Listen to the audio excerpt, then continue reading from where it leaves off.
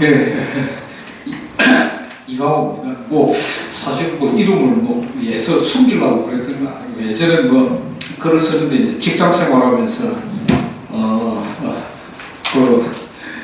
행정 서류상 이름으로 쓸 수가 없는 처지였기 때문에 무슨 이름으로 쓸까 하다가 옛날에 쓰던 운동권 시절, 이강호 운동권 시절 그러니까 빨갱이 시절 이름입니다.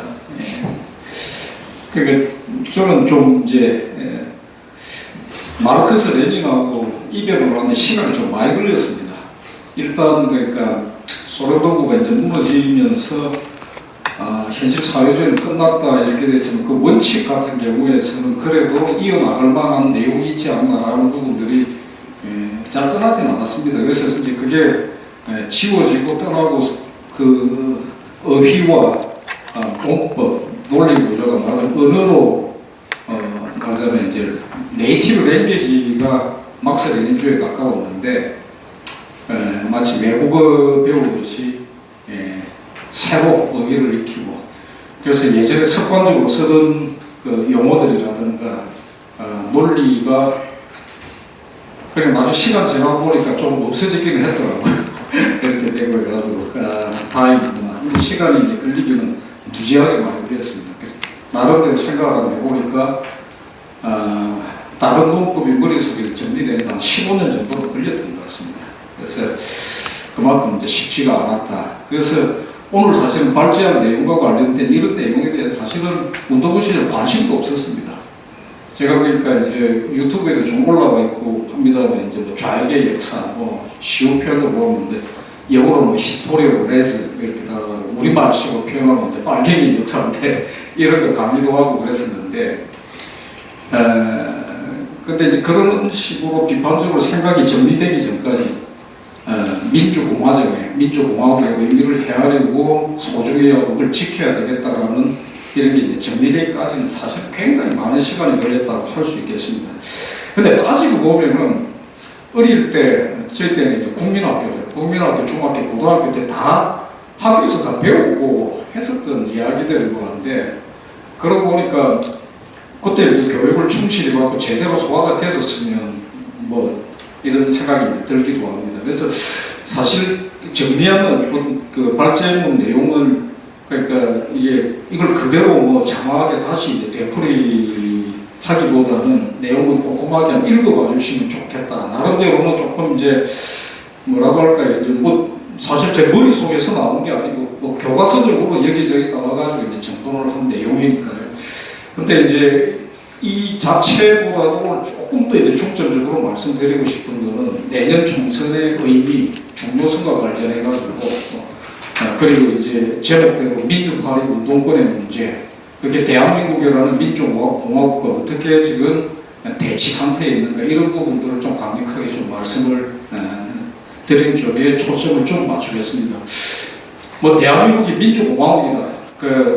우리 헌법 제1조 1항 이런 부분 세상 되풀이하지 않아도 너무나 다 잘 알고 계실 거고 그 다음에 2항에서 뭐 국민 주권 규정하고 주권은 국민에게 있고 모든 권력은 국민으로부터 나온다 이런 부분들. 그래서 사실은 이제 학자들 입장이라든가 그 다음에 정치적인 어떤 직접 책임을 맡은 분들은 꼼꼼하게 아마 헤아려야 된다고 생각이 듭니다. 그러나 이러저러한 문제를 떠나가지고 사실은 적어도 저는 그 신뢰하고 믿고 있는 게 있는데 신세대 요즘 이제 젊은 세대들하고도 간혹 얘기를 해보고 하는데 뭐 학자들을 뭐 논리적인 어떤 그런 부분들을 굳이 짚고하는 사람들이 아니라면은 이걸 뭐 그 교과서적으로 그 짚고해야 될 필요는 없겠죠.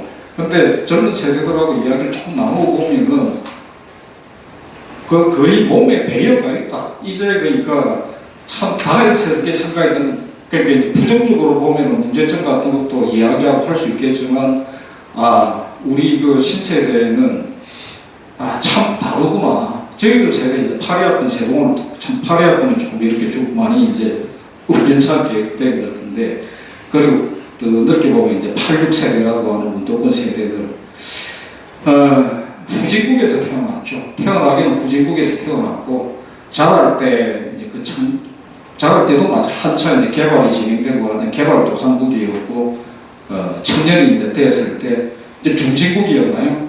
이렇게 그러니까 어떤 건가 선진국입니다. 저는 이제 명백하게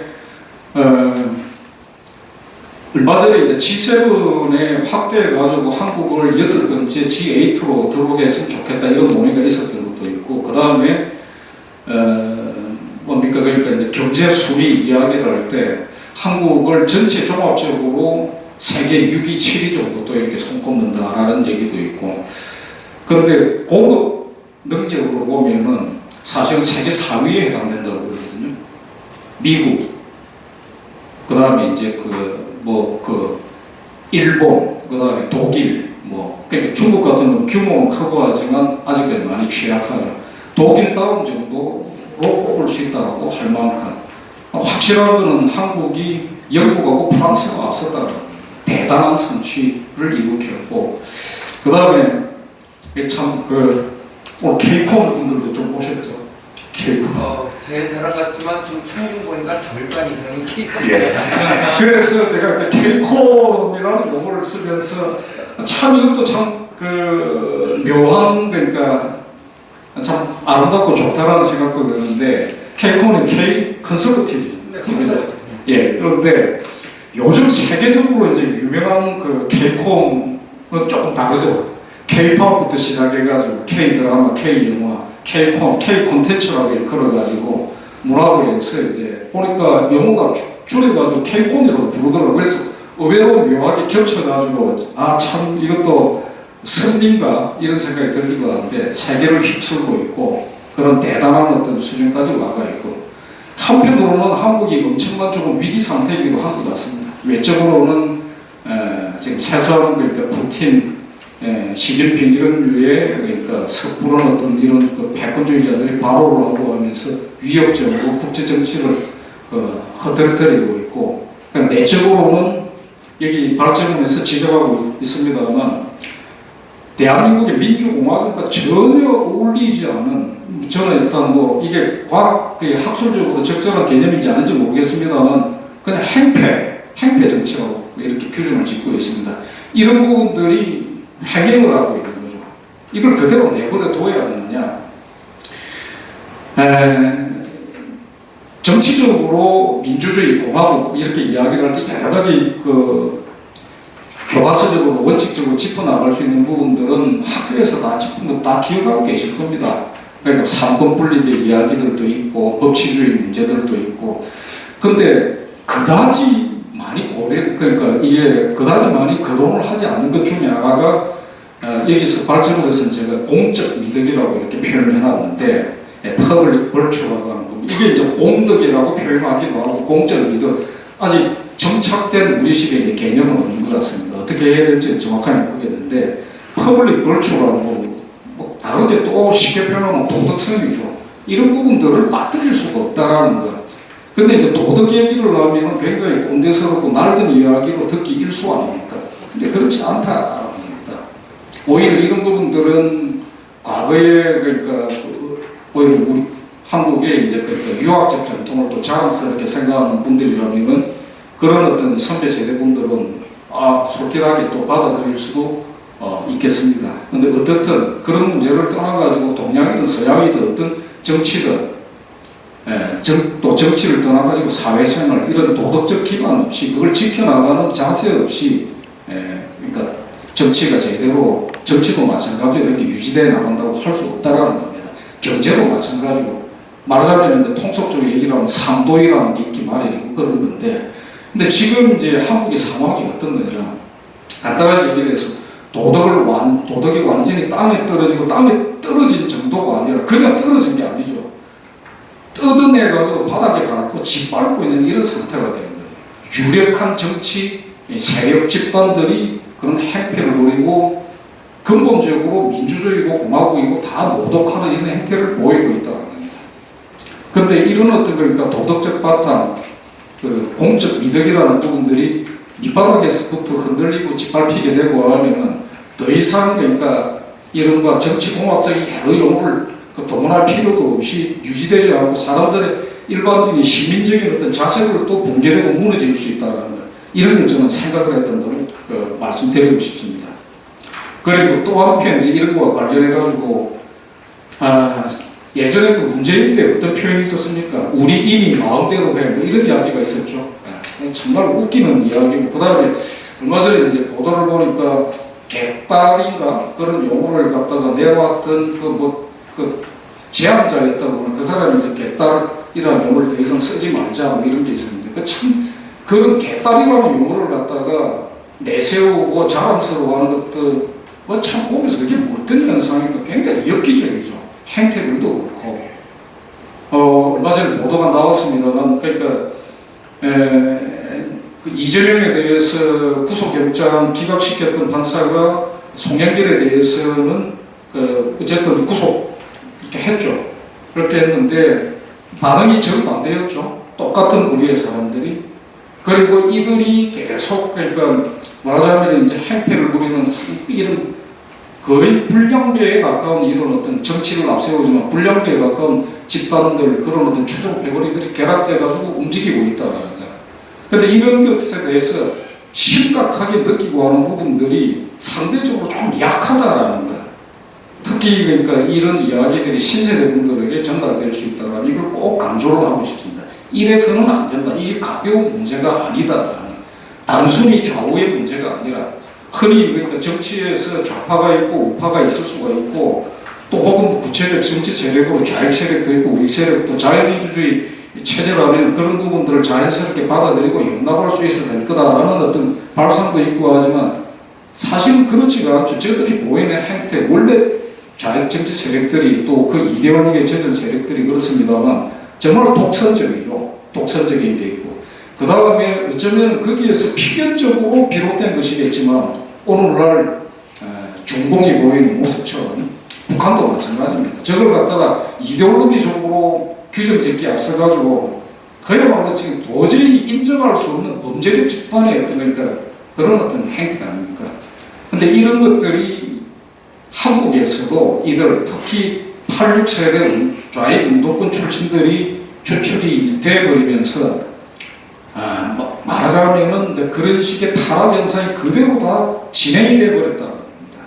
그래서 그 뭐 이재명이라는 사람은 운동권 출신은 아니고 하지만 편성하고 결합돼가지고 송영길이라는 사람도 어쩌다가 저렇게 됐을까 저렇게까지 갔을까라는 생각이 드는데 뭐 송영길뿐만 아니라 다른 사람들 다 마찬가지겠죠. 누구든 세계적으로도 마찬가지일 테고 태어날 때는 다 이쁜 아기로 태어났을 겁니다. 처음부터 무슨 악마적인 어떤 생각을 가진 것도 아니었을 거고 다 마찬가지일 텐데 그리고 어쩌면 한때는 순수한 이상주의적 열정을 가지고 있었겠죠. 근데 어떻든 간에 잘 못했잖아요. 돈복도 뿌리고 그러면 안 되죠. 근데 그러고 나서도 전혀 일말에 유공 절차 행하지 않는 뻔뻔하게 버티고 있는 이런 식의 악마가 되는 겁니다. 저는 악마라고 이야기를 합니다. 어떤 분이 저한테 그런 이야기를 한 적이 있었습니다. 자신은 종교가 없어서 뭐 신이 있는지 없는지 그런 부분은 잘 모르겠고 그리고 세상 관심을 두고 싶지도 않고 하지만 악마가 있다는 생각이 든다 이렇게 이야기를 합니다. 악마가 되고 있다. 그리고 현존하는 걸어다니는 악마가 형성이 되어 있다는 것. 이래서는 안 된다. 이들이 지금 어떤 식의 모습들을 보이고 있느냐. 제가 민주파리라는 용어를 갖다가 이제 쓰고 그걸 갖다가 모든 이제 글에서 포함해서 좀 고민을 했던 거는 이 용어 말고 다른 용어는 없을까 이런 생각도 했습니다. 왜냐고 하면은 뭘 판단하는 상인을 모독하는 용어 같아가지고 참 근데 올바른 건강한 장사를 하는 분들은 그렇지가 않죠. 자, 민주주의를 앞세우면서 민주파리를 말하자면 건강하게 민주파를 한다면 민주주의의 기본 원칙을 지켜야 될 것 아닙니까? 민주공화정 이런 걸 앞세우고 한다면 대표적으로 사기 중에 사기를 보여주는 대표적인 게 북한 아닙니까? 그죠? 조선민주주의 인민공화국 민주주의하고 공화국 아무 관계도 없는 이런 겁니다. 그런 식의 행태가 한국에서도 이들 패거리에 의해서는 아주 뻔뻔하게 반복되고 있고 근데 이걸 갖다가 제압을 왜 못하고 있느냐. 제가 굳이 꼰대스럽게 원칙적이고 옛날 뭐 이런 것들에서 얘기하려고 하는 게 아닙니다. 다른 무엇보다도 제가 이 발제문 말미에 제가 이렇게 표현을 썼는데 대한민국은 그야말로 피의 골짜기를 정하고 땀과 눈물의 강을 건너 번영의 바다 이런 나라다. 저는 그런 표현을 적겠습니다. 그리고 이제 선진국이 되었지 않습니까? 명백히 대단한. 아까 케이팝 말씀드렸습니다만 세계를 휩쓸고 있습니다. 그리고 참 그러니까 제가 다 이름을 외우지 못합니다만 늘 알려져가 있는 요즘 세계적으로 한국에서보다 외국에서 더 유명하죠. BTS, 블랙핑크. 그 참 익숙해지려고 해도 익숙해지지는 않는 거죠. 그렇게 나한테 한 번씩 들어보고 하면서 이름 다 외우지도 못합니다. 근데 그 BTS의 그 멤버들이 유엔에 초청됐던 적도 있는 것 같고, 그리고 BTS 멤버 중 한 명이 외신과 인터뷰를 한 내용이 저를 참 이게 그래서 오늘 소개해 드리려고 하는데 기억에 남았습니다. 굉장히 공격적인 질문을 받았어요. 질문을 받았는데 이렇게 답을 하는군요. 서양 사람들이 잘 모르는 게 있다. 한국은 침략당하고 전쟁으로 황폐화되고 이런 나라였다. 거기서 일어나가지고 여기까지 왔다. K-팝이라는 것, 앞에 K라는 단어가 붙어가 있는 K-폰 이런 것에 K라는 단어가 붙어가 있는 부분은 좀 지겹지 않냐고. 그렇지 않다. 선배 세대들이, 조상 세대들의 자신들의 선배 세대들이 그야말로 피땀으로 이룩한 그런 어떤 그러니까 프리미엄 라벨이라고 생각합니다. 자랑스럽다 이렇게 얘기합니다. 정말 감동스럽게 다가왔습니다. 저는 신세대들, 젊은 세대들을 믿습니다. 지금 고비가 왔지만 이겨내고 해나갈 수 있을 거라고 생각이 듭니다. 그런 차원에서 오늘 정말 제 얘기를 하고 싶은 것은 길게 쓰지도 않았지만 뒷부분에서 제가 다른 무엇보다도 민주공화국의 그 원칙에 어울리지 않는 것뿐만 아니라 가장 오늘날 그러니까 이런 원론적인 얘기보다도 더 중요한 것은 신세대 분들의 입장에서 또 얘기를 해드리고 싶은 게 이 생각을 해봐라. 한국은 선진국이 되었고 그리고 더 나아가서 더 한층의 도약을 해서 더 나은 쪽으로 나아갈 수 있는데 여기에 어울리지 않는다. 제가 최강욱 선생님 이제 토론문에서 미래와 융합 이 내용도 조금 봤습니다. 맞습니다. 미래 그리고 현재의 선진국으로서 그 다음에 더 나아갈 수 있는 미래 여기에 이들 세력들은 정말 어울리지 않습니다. 낡았습니다. 과거에 멈추어 있고 그리고 타락했습니다. 오늘을 방해하고 또 내일도 방해하고 있는 이런 식의 세력이라는 겁니다. 한때는 순수한 어떤 그런 것도 있었을지 모르겠지만 그걸 인정한다 하더라도 이제 그만둬야 되고 그리고 도저히 용납 못할 범죄적 타락을 하고 있다는 거예요. 어떤 점에서 극단적으로 표현을 하자면은 이 민주당 민주파의 세력들은 저는 개인적으로 이렇게 봅니다. 제가 뭐 정치인도 아니기 때문에 저는 이런 얘기를 끓이키면서 그냥 하는 건데 뭐 국힘당 같은 데서 이렇게 얘기는 하지 못하겠죠. 저는 이들 보면서 그렇게 생각합니다. 이거는 정치 집단이 아니라 범죄 집단이다. 불량배 집단이고 이걸 그냥 해산시켜야 된다. 이 내용이 좀 알려졌으면 좋겠는데 젊은 세대 분들 정치적인 모든 걸 이제 그 논쟁을 떠나가지고 조금 더 한층 시간이 이제 앞으로 미래를 담당해 나갈 세대분들 입장에서는 이래서는 안 되지 않겠습니까? 앞장서서 이제 좀 바이바이 해줬으면 좋겠다 이런 말씀 드리고 싶습니다. 감사합니다.